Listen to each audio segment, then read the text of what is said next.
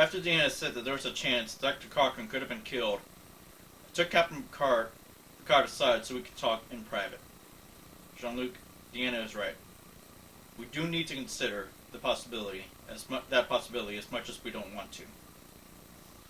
In the future of the Federation, he started to say, but then I interrupted him and said, is not done yet. He looked at me a little funny and said, I could pilot the warp ship.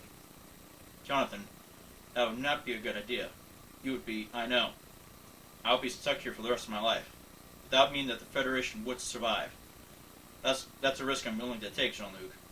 I know I can pilot the Phoenix. This has to be done. Picard sighed and said, you're right. We went back to the silo, and I started reading all the manuals I could find. I was in the middle of one when I heard the concerned voice of Council Troy ask Captain Picard what was wrong.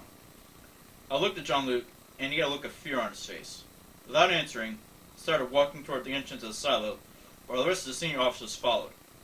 He tapped his comm badge and hailed the ship. Picard Enterprise. Worf, is everything alright up there?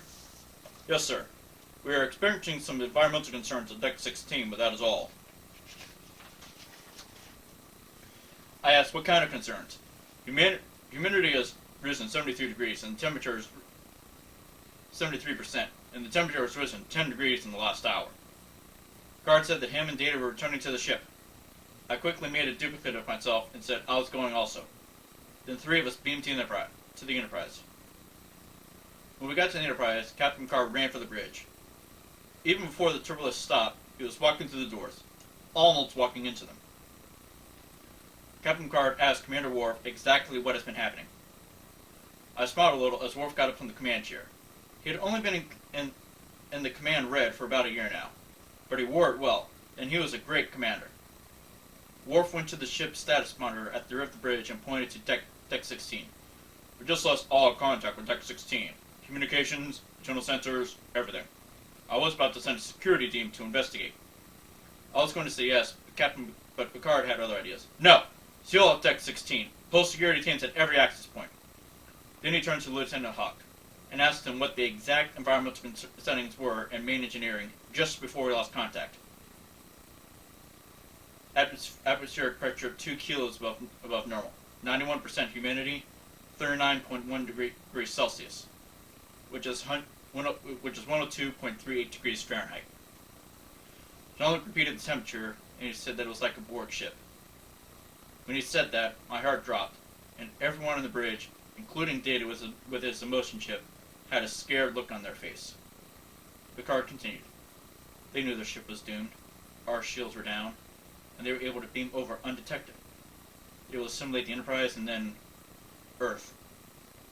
With that, he went to the ops station and tried to contact the surface. Picard to Dibble. There was nothing but static. He tried again. Enterprise to away team. Respond! Then, one by one, stations on the bridge started to go dark. Lieutenant Hawk stood from the helm and said that all bridge systems were being rerouted through main engineering, weapons, shields, propulsion. I told Data to lock up the main computer, fast. Data turned to the nearest console and used his android speed to fly over the controls and lock the main computer. He turned back around. I have locked the main computer with a random infraction code. It is highly unlikely that the Borg will be able to break it. Worf was over at the tactical station. He looked up and said that the Borg have cut power to all decks, except 16. However, we all knew that the Borg would not stop at Deck